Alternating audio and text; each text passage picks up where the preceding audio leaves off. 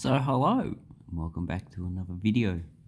Well, today we're looking at 1964 pennies. So these will be the most common penny that you're going to find in the Australian pre-decimal series because so many of them were minted. So these ones came into mint, so we have the dot after penny, and let's see if we can get another one. I can, because I've got so many of them. Another dot after penny. Then we have the no dot. So these are two varieties. So the one with the dot is the Perth mint, and the one from Melbourne has no dot. So that's basically the only difference between them. And if you look at the dating, you probably can see some varieties. You can see that the one is a little bit of a weak strike, so that was a bit of a poor lighting. So let's see if I can get lighting a lot better and turn the autofocus off. So these ones, as you can see, these are pretty circulated. This one's, look at that. That is a terrible way to keep a coin.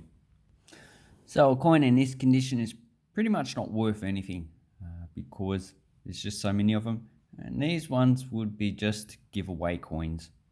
So if you want this coin, then I recommend you don't. This one, as you can see, has a lot of high points visible.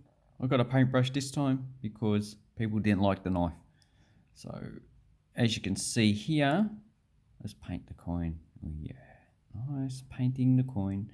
So here, it doesn't seem to be worn. It just seems that the dye's ever been used quite a lot, or it's had some grease in it. So let's see if we can see other coins in. Looks like it's got some glue or plastic there as well as there. So that's another coin you don't want to keep. And on this side, yeah, it looks pretty good all up. So as you can see, I've probably got at least 50 of these coins. So this is another one you don't want to keep. It's in high grade, but was it rotated? Well, it looks like it might be slightly rotated. So I'll put that aside. Here's another one. This one has a weakness down on the Y, and my washing machine's going off, so I'll pause this video, fix that up, and I'll be back. And I am back. So let's have a look at some more coins. Okay, so this one, as you can see, is probably just a, damn that light. As you can see, that's probably got a weak strike there, or grease fill actually. And this is pretty common for these type of coins. When they, as you can see, there's another one. It's probably a lot harder to get one with an ear. So these all pretty much in high grade. So a lot of scratches. As you can see, the one is a weak strike there. So there's a lot of errors with these coins. This one is green, bronze disease. So I think the more modern coin collectors call it verdigris or something like that, or coin cancer, but ancient coins they call it bronze disease. And that's what I like to call it, bronze disease, because this is mainly bronze coin. So here's another one, pretty high grade. And these are the way you should purchase these coins, is in this pretty high grade. So was that rotated? Yeah, it looks like it might be slightly. Yeah, probably slightly rotated. This one is mint luster steel. And see, the ear is missing. Okay, here's another high grade coin. So these are the ones you want to get. Here's one with an ear, so that's nice. Okay, and another one with a partial ear, it's a partial dye fill, or maybe dye wear. So it's a bit hard to tell. This one's in very high condition. So this will be definitely almost uncirculated. And I should put that in the 2x2, but it will be common. I would say that in 1966, so there you go, die fields again. In 1966, these ones, there probably was a surplus of stock that was held in banks, just in case there was a problem with the changeover and they had to continue to use the pre-decimal coins for a little bit longer. It does happen, things happen where, countries have tried to change their coins and they have had a delay for some reason. So Nigeria is a good example. They were going to change their coins probably a bit earlier, pre-decimal pounds, but then they had a civil war, so they were pretty much ended up to be the last country to decimalize their currency in 1973. So it was 3 years after the Civil War ended, or the Biafran War of Independence, whichever one you want to bloody use. And another high grade coin. So, did I say the mintage figures? Okay. So the Melbourne Mint had a mintage of, I actually forget. I think it's 10 million. So this is where you need to go to a reference, because you do forget stuff. And I forget stuff all the time. Like my name. What's my name? I don't know. Okay, Melbourne had a mintage of 10 million. So that's a pretty good substantial. Oh my god, her head's been blown off. Okay, so 10 million. See, this one's pretty high grade coin, just has a lot of patina in it. This one is the Perth Mint, has 54,590,000. So this is the highest minted penny ever, and it should be the most common coin you get. And because it's the highest minted, it would also have a lot of errors. So here, there's a lot of weak strike on the side. This one has a ghosting. You can see the shape of the head on this side, which is also not too rare. A little bit worn. It's not a coin you want to keep. There's another one ghosting. And that's just, or you can call it a die clash. Ghosting or die. I like ghosting because ghosts. Don't believe in ghosts myself, but it just sounds awesome. And I do like Chinese ghosts. My favorite is Soy Gui. Soy Gui is water ghost. So you go into the water, has a water ghost. Ghost says, "Hello, how you going? I'm going to hold you underwater here for a little bit, and then you can take my place. Thank you very much for being a part of this wonderful experience."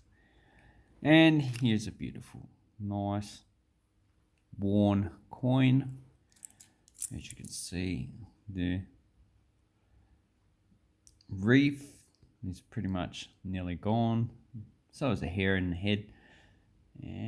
But this side looks pretty good. So maybe that could be a weak strike. Look at Australia. Let's have a look at another coin. You see, AL. That Australia looks a bit thick. So, and you can see, okay, let's zoom in. You can see that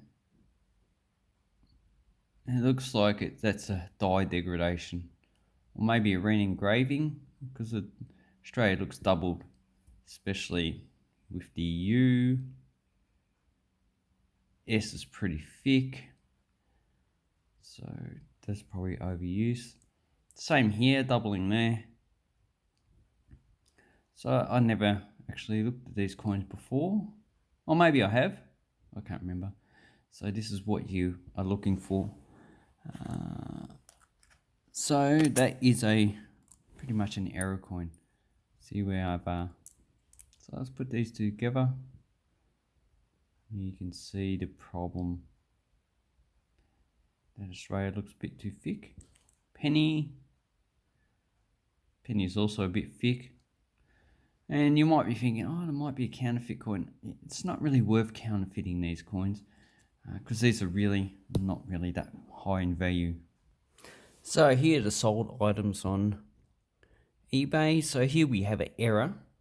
You can see there's a die crack. Let's have a look closely. Yep, die crack.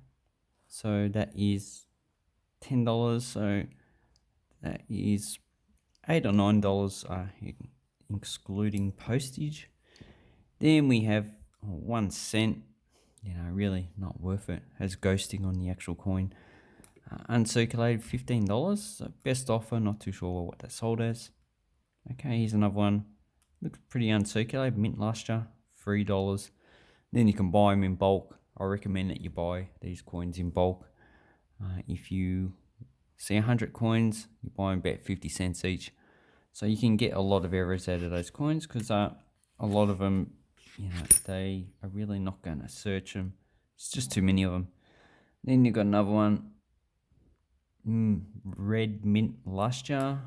So that's $8. So yeah, if you want to get an uncirculated one of these, under $10 for sure.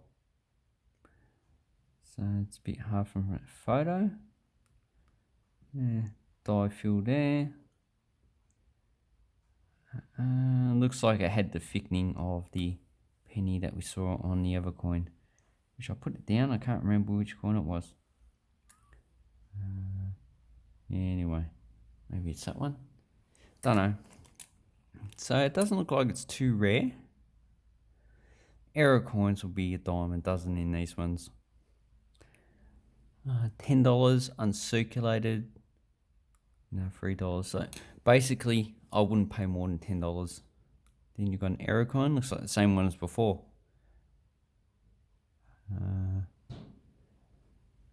Then we have another uncirculated. So yeah, very common. So not really worth much value unless it's a really serious error. So that's what you're looking for in these coins. And quite frankly, if you buy a bulk lot of these, you're not going to find any serious errors because they're very easy to see, and whoever's selling them would have picked it out beforehand. It's just the way things go. You want to make money, they want to make money.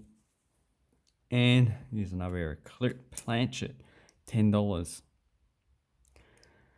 And uncirculated, $1. Basically, I would sell probably these coins in bulk, along with some other coins. So let's have a look at this one. No. Yeah, it's a nice kangaroo. Has KG for Cougar Grey. So sometimes they do miss the initials. And yeah. So that is 1964 penny. Anyway, I'll leave a link down below to eBay so you can get bulk lots from coin sellers. They can be pretty good value, and maybe try and look for errors. I did find a die fill 1927, or grease strike actually 1927. Get it for $1, sold it for $150. That's the way it goes. Not pretty common, but that's what you can find. Thank you very much, and have an awesome coin and banknote collecting time. Thank you, and goodbye.